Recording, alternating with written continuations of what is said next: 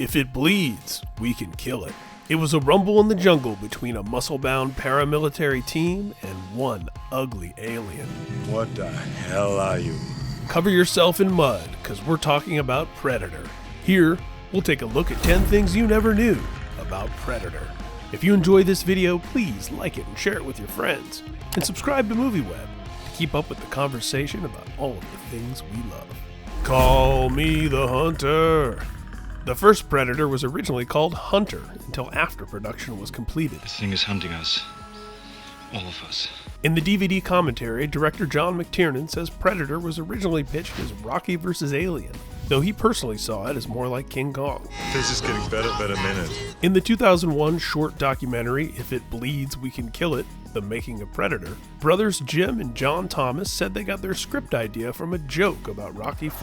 I must break you. The gag was that by that point in the 80s, Rocky had no one left to fight, so he may as well fight an alien. Bad idea. The original Predator. The original Predator design was much lankier and more insect-like. A red suit was created, one that could be turned invisible with the creature's cloaking device in post. The man in the suit was a young actor who'd just recently arrived in Hollywood from Brussels, Jean-Claude Van Damme. As special effects specialist Steve Johnson explained in an interview, Van Damme was angry when he learned his character wouldn't get to demonstrate his martial arts abilities against Arnold, and worse, he'd be invisible. What happened to Jcvd? There are a number of different accounts throughout The Hollywood Reporter's oral history, published to mark the movie's 30-year anniversary in 2017, when it comes to the muscles from Brussels leaving Predator and that first suit, which has also been described as looking like a cockroach, a chicken, and a duck. The explanations for Van Damme's dismissal and or quitting range from: Van Damme complained too much. Not a chance. He broke the creature's head. He was too short to seem intimidating against the heroes. He was tossed out simply because the entire design was tossed out. He passed out in the suit too often. Go on. And finally, good old-fashioned creative differences. You don't understand. The new Predator. The director hated the original suit design anyway and halted production so a new one could be created. Arnold hit up his pal Stan Winston, the legendary effects creator who'd worked on the Terminator. Get out. Their pal James Cameron actually suggested the mandibles. Kevin Peter Hall, 7'2" ballet dancer and actor, replaced 5'9" Van Damme, braving the sweltering heat in the new 200-pound suit. Hall, who had just finished filming the title role of Harry in Harry and the Hendersons, actually had a small cameo outside of the Predator suit as part of the chopper rescue crew. Shane Black. Lethal Weapon writer and future The Predator writer-director Shane Black plays Rick Hawkins. Producers later admitted that they cast him more for his writing skills, hoping he'd be available for on-set script punch-ups. What's the matter?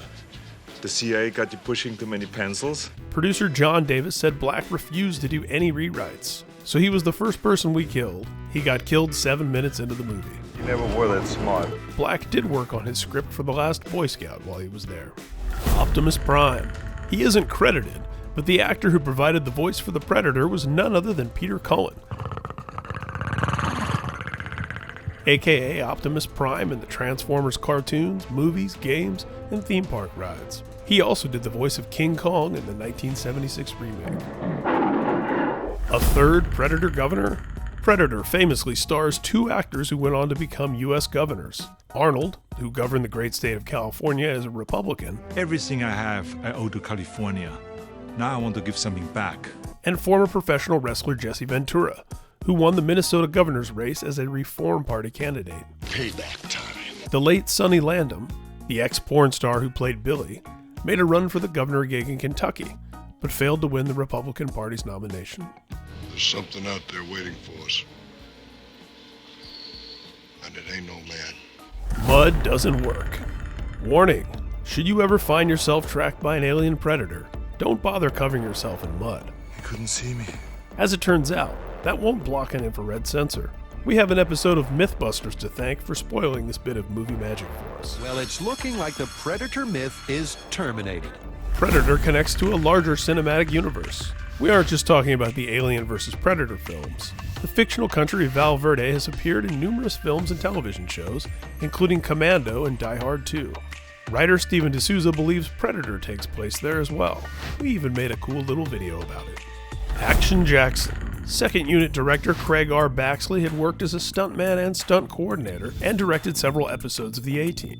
He and producer Joel Silver, who had also worked with Arnold and Bill Duke on Commando, got into a conversation about their love of blaxploitation movies. While on the Predator set, Baxley came up with the basic story and the title Action Jackson. Silver found a writer, and it became Baxley's feature film directorial debut in 1988, with a cast that included Predator soldiers Duke and Landon, and Carl Weathers in the title role. How do you like your ribs? We hope you enjoyed this look at 10 things you never knew about Predator. If you enjoyed this video, please like it and share it with your friends. And subscribe to MovieWeb to keep up with the conversation about all of the things we love.